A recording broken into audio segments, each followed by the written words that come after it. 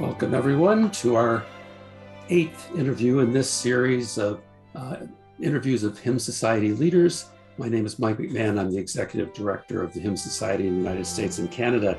And I am delighted today to be welcoming Dr. David Musick, who has a long and distinguished career as an educator. Taught for 10 years at California Baptist College, for 12 years at Southwestern Baptist Theological Seminary, and for 18 years at Baylor University. David has also been a major contributor to scholarship in church music and hymnology. He is the author or co-author of dozens of books and many more scholarly articles, many contributions. You may also know him from his composing, arranging, and his role in producing a couple of hymnals along the way. So he brings lots and lots of gifts to this field. He also served for 6 years as editor of The Hymn and has been an active member of the Hymn Society for many years. He was named a fellow of the Hymn Society in 2010. And it's a delight to be welcoming you, David. Hello, how are you today? Doing well. How are you, Mike? I'm doing great. It's a pleasure to be with you today. Thank you. So I think it's always interesting to hear a little bit about how you got into all this, in terms of when you grew up, how did you get interested in really devoting your life to the church and to the musical life of the church? I grew up as the son of a Southern Baptist pastor who pastored churches out in the West, Arizona, California, and Oregon. And of course, I grew up in the church singing hymns and gospel songs. Back in that time, we had the Sunday morning service, but we also had Sunday evening service, a Wednesday night service, and of course, Sunday school and revival meetings and all those things. And they all involved congregational singing.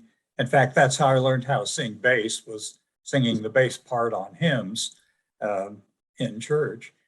And then I sang in church choirs, but I never really sang in school choirs until my senior year in high school. When I went to college, I went to California Baptist, where I later taught as well. And I took a class there in hymnology. And that's what really piqued my interest in the study of hymns as opposed to merely the singing of hymns. The class was not taught in what I would call an effective manner, but I really fell in love with the subject itself. And one of the textbooks we used was William J. Reynolds' A Survey of Christian Hymnody. And I studied from that book. And then when I went to Southwestern Seminary, I studied from it again, it was through that I really became sort of interested in the academic study of hymnody. So you mentioned you went to Southwestern Seminary, and so you studied church music there? Yes, I was a music history major, but all the degrees there were in church music. So I was a graduate of the School of Church Music in music history. My dissertation was actually in medieval music, but I've never done anything with that since then. Yeah, I was going to say, not a lot of medieval music in Baptist right. worship, right? So that's very interesting. Now, I'm guessing a lot of people don't know that you also served as a music minister at one point. That's right. When I graduated from Southwestern, my wife and she was from the West also, and we decided we would like to move east of the Mississippi River. So when I graduated, we accepted a call to a church in Memphis, Memphis, Tennessee, which is just on the other side of the Mississippi River. And I served there as a full-time minister of music for 3 years before beginning my teaching career. And, I've always been grateful for that experience because it gave me a sense of understanding and sympathy for those guys and gals that are out there in the trenches doing the ministry. Right. So how long did you do that? 3 years, right. 3 years. And you mentioned how it affected you in your teaching. I'd be interested to hear a little more about that. What kind of experiences did you have that you were able to kind of identify with from serving in a church? Well, part of it was working with clergy, and of course I had done several part-time positions as well. And fortunately, my church there in Memphis was one that had a pastor with whom I could work very closely and very well. It was the kind of relationship where I could go into his office and say, Pastor, you're wrong about this. Or he could go into my office and say, David, you're wrong about this. And he had the ultimate say, of course, but he was always willing to listen to me. I've had other experiences that weren't quite that positive, but that was one thing, was how to get along with clergy, and basically how to choose clergy to work with rather than choosing a choir to work with, or a budget or something like that. And then also, of course, just the nuts and bolts, day-to-day practical aspects of your schedule, and how to get the work accomplished, and also how to stay true to yourself as a musician as well as a church musician. So such things as keeping up practice in an instrument or voice, and maintaining interest outside, the parameters of your work there. So those are some of the things I tried to impart to my students as well.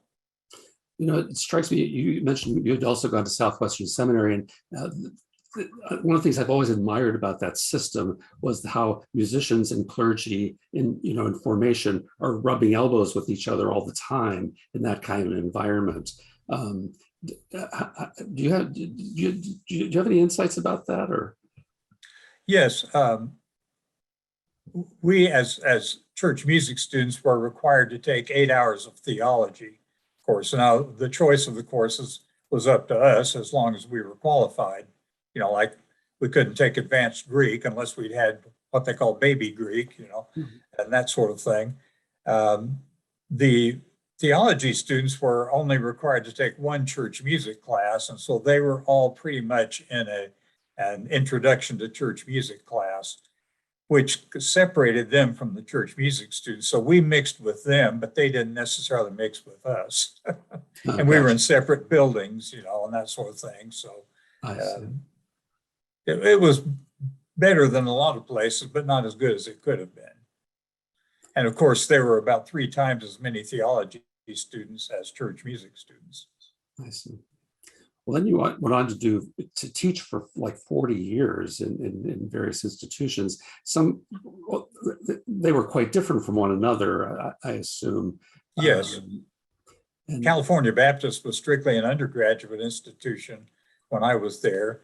And at Southwestern, it was just the opposite. It's mostly a graduate institution.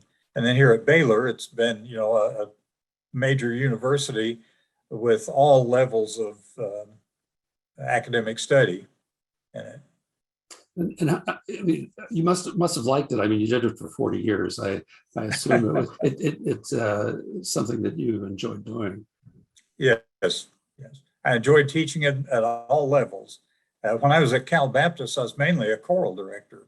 And then at Southwestern, I became mainly a classroom teacher, and same thing at Baylor as well.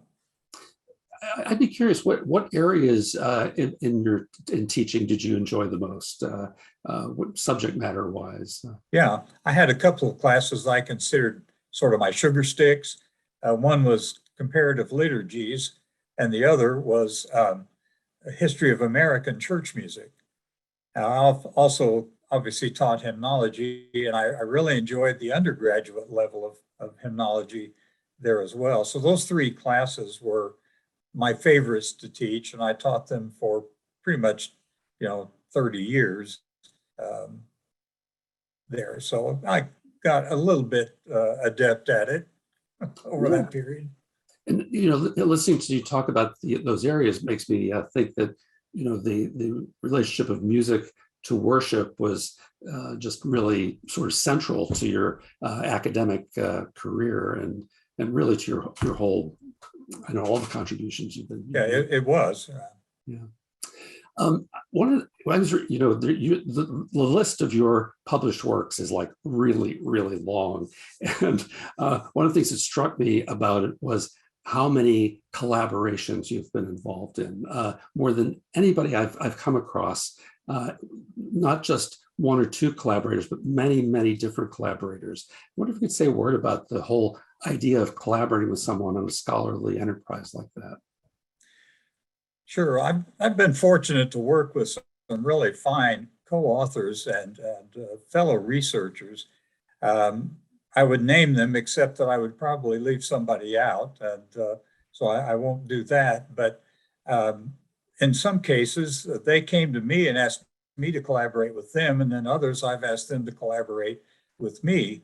And it's almost halves the work to be done, and also provides different perspectives, you know, so that I might kind of go off on a tangent there, or they might go off on a tangent, and we can rein each other in.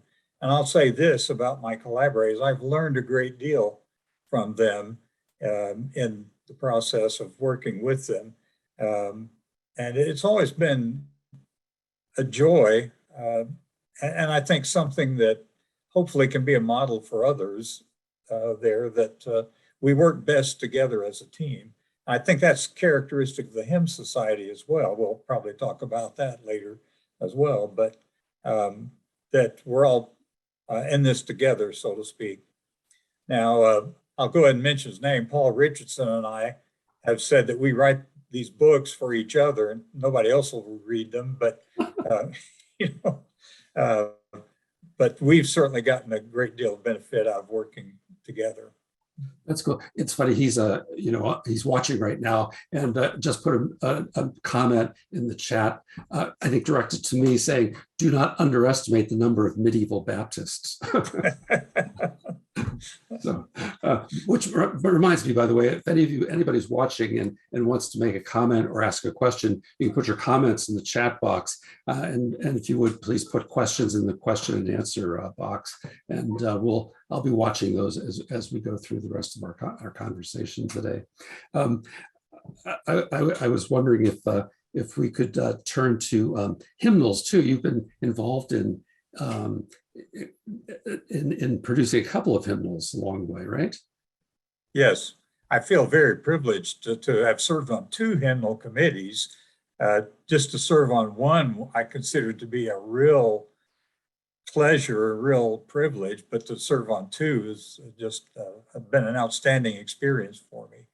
Yeah, and in both cases, they asked me to serve as a committee chair, not of the whole hymnal committee, but as one was the text and tunes committee, and the other was on the new materials committee. So to get to see that process from the inside was very valuable. Yeah, sure. And text and tunes does cover pretty much all the stuff that we might consider important, right? Yeah, right. Right. That's awesome. Well, let's talk about the Hymn Society a little bit. I mean, you've been involved in the Hymn Society for a long time. How did you come to get into the Hymn Society? I think probably one of my professors at Southwestern Seminary mentioned the Hymn Society. And so I went to the library and started looking up the hymn, you know, and exploring that, and liked what I saw. And so I joined as a student member back about 1974. And, you know, that was just a couple of years before the reorganization of the society. And so I was, you know, at least a member of the society during those reorganization years, though I wasn't able to attend a conference until I believe it was 1978 there at Princeton. And then, you know, attended occasionally until about 1988 or so. And then I attended almost every year then for quite a number of years. Yeah, and it wasn't long after that you started looking at the hymn and attracting you to the Hymn Society, and you eventually ended up editing the hymn. Right. What was that experience like? Well, I was added to the editorial advisory board, and I remember well the board, Paul Westermeyer was the editor at that time, and they asked me to put together a symposium article on hymn leading in different traditions, leading from the organ or an arm waving minister of music and so on. And so I put that together and sent it in. The next thing I knew, they asked me to follow Paul as the editor of the hymn. And looking back on it, I can see that was kind of a test run, to see if I could do something like that. Of course, never having been an editor, it was a learning as you go kind of experience there. I became editor in 1991, but of course had to begin in 1990 to get those 1991 issues out. And it was kind of a scramble at first because in the summer of 1990 is when I began teaching at Southwestern. And so I had to move halfway across the country to deal with, as well as beginning my editorship of the hymn. Then also, there weren't that many articles available until about October, when a couple came in and were very good. And so we were able to get that first issue out. And from then on, though, the articles just started pouring in, and we kept working further and further out. So that by the time I left, I think I was able to leave 2 full issues behind me for Carol Pemberton, who followed me as editor. Well, being editor, you probably have a better perspective than just about anybody on the value of the hymn and its place in the pantheon of scholarly contributions. I wonder if you could reflect on that a little bit. Yeah, one of the things that always struck me about the hymn was how balanced it was, and how the scholarly and the practical, the philosophical, all of these things go into that journal. And I think that's an important thing for it to not become just a scholarly journal or just a practical journal or just philosophical, but to maintain a balance of all of those things. And that was one thing I sought to do as editor. Unfortunately, you have to go with what's submitted. You can't dictate what it is. You can invite people to write articles, and we did that. And sometimes they came through and sometimes they didn't. But that was one of the things, was a constant desire to keep a balance and not have everything be about 18th century hymnody, or at that time 20th century hymnody, but to keep a spectrum of historical things as well. Robin Knowles-Wallace, who is the current editor of the hymn, is just made a comment, of course, in awe of turning out 2 full issues. She knows better than yes. most people what it's like to turn out issues of the magazine. Well, that's due to the authors, who provided us with the backlog. So I can't take real credit for that.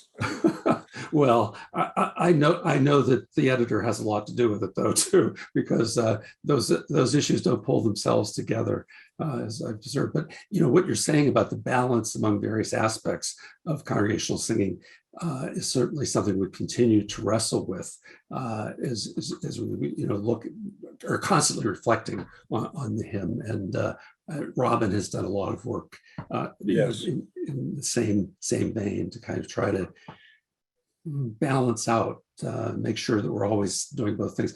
I heard someone say once that in the Hymn Society, if you're a scholar who doesn't really have much interest in practice, you won't be very happy there. And if you're a practitioner who doesn't care about the scholarly aspects, you won't be very happy here either. That it's a place where everybody's got to be interested in everything.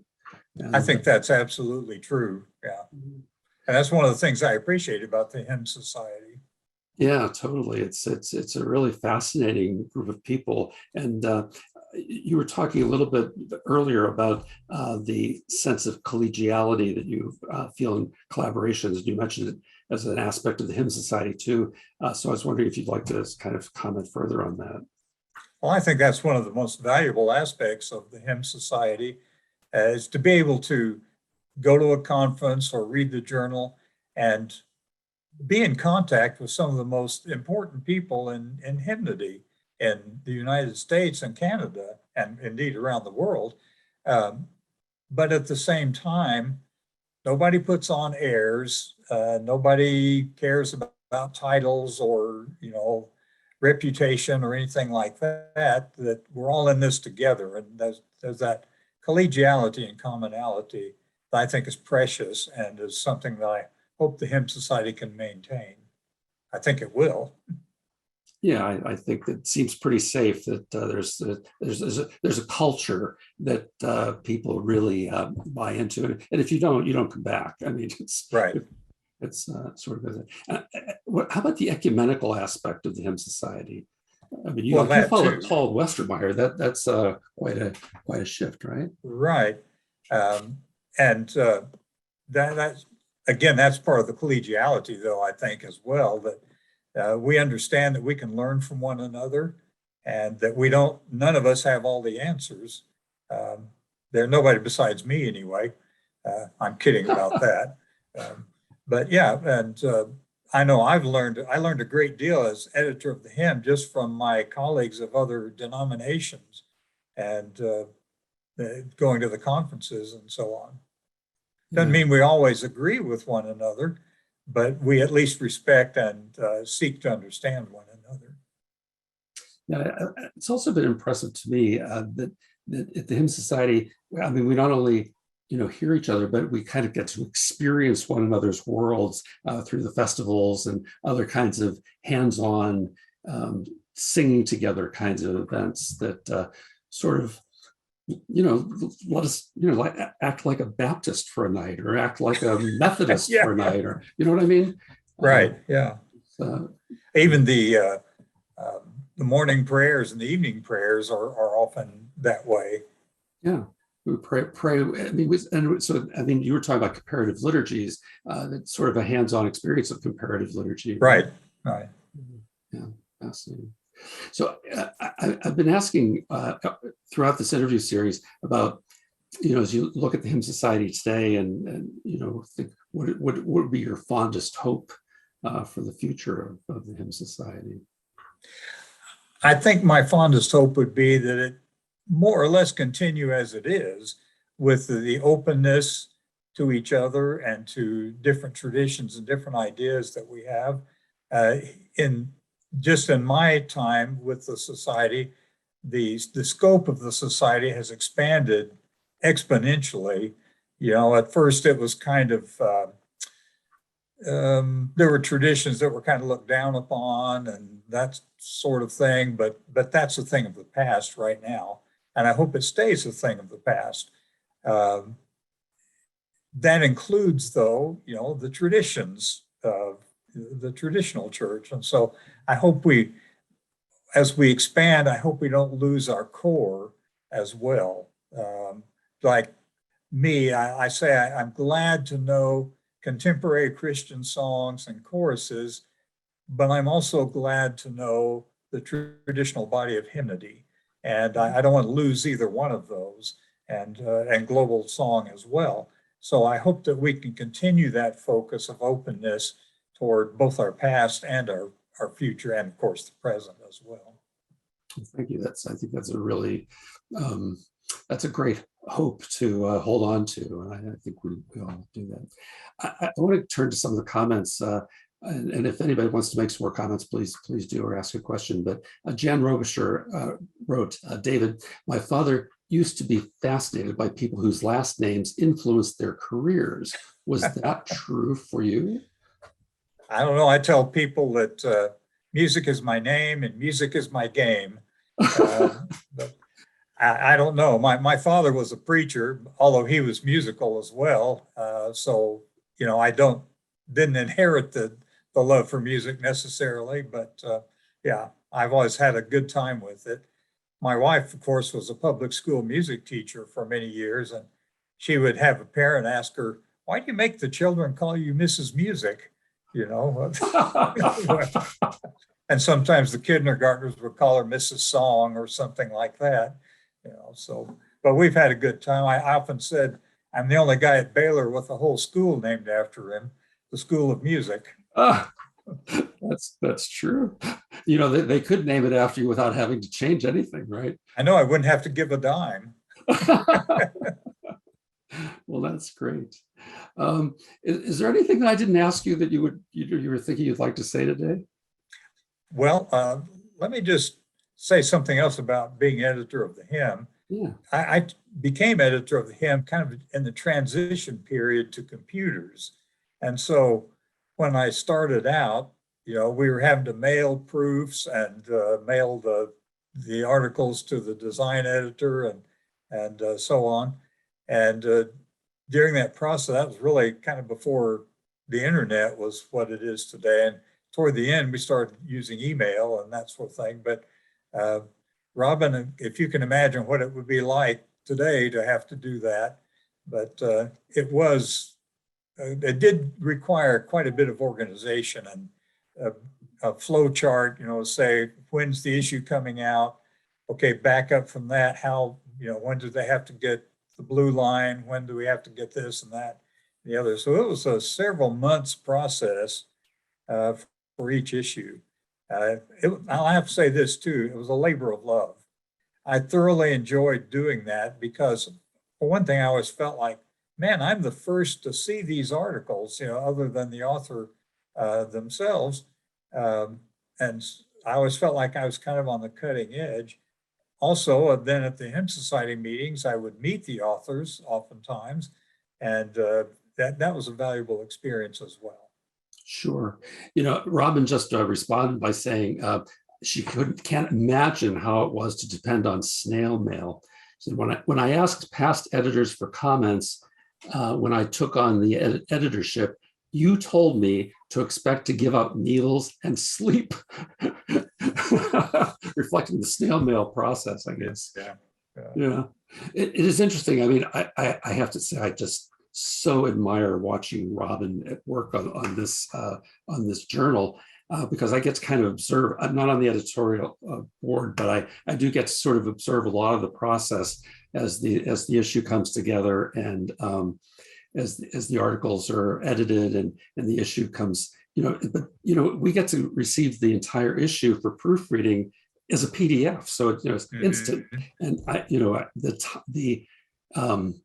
the speed now with which we can deal with things is just so much different from what you dealt with at that time. Well, let me pay a compliment to Robin because I think she's done an outstanding job as editor, and for so long too. I mean, she's done her 2 terms and then beyond that, and you know, I'm intimidated by that. Well, she does do an excellent job. It's just really, really, really amazing to see the work that she's done to continue, you know, hold on to the standards that previous editors have set and really to hold even to new standards. And to you mentioned expanding, you know, that's reflected even in the content of the hymn, where, you know, traditional methodologies for studying song have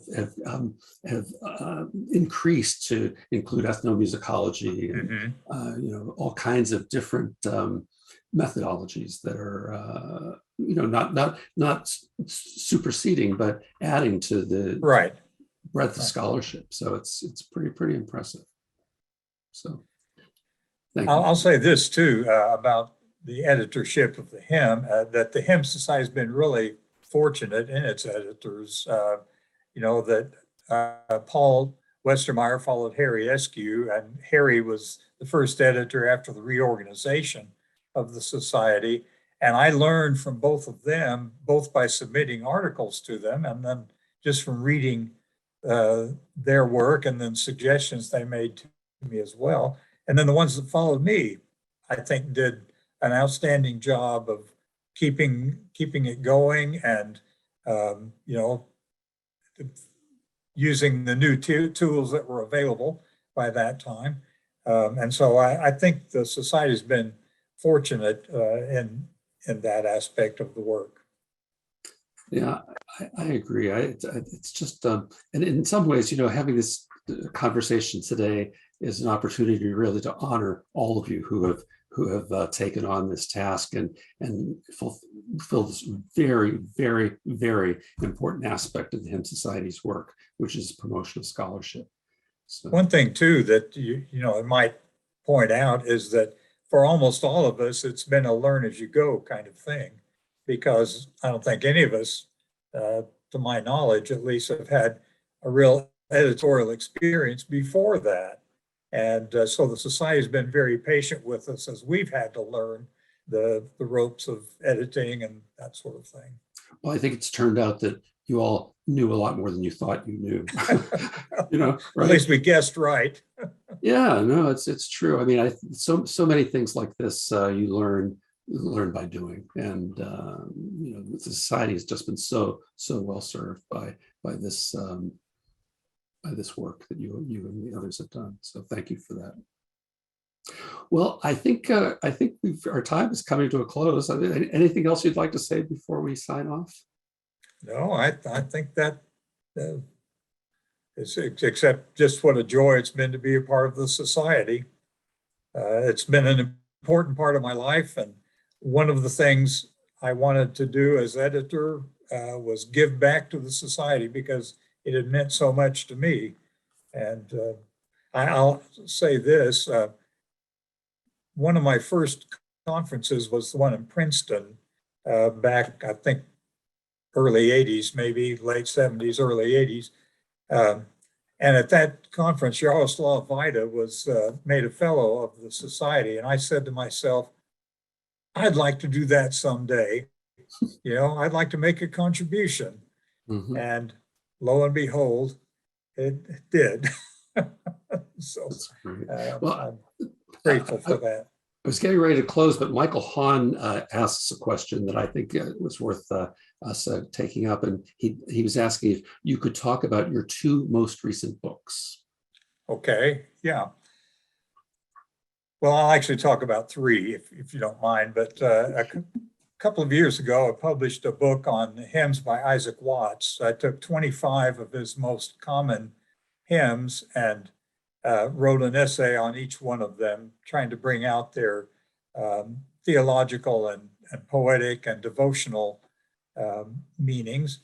And then Scotty Gray and I just completed, or just had published a few months ago, a book on the hymns of Timothy Dudley Smith, which Scotty had been working on for many, many years, and then asked me to come in and help him complete it, which we did, and published by Hope Publishing Company.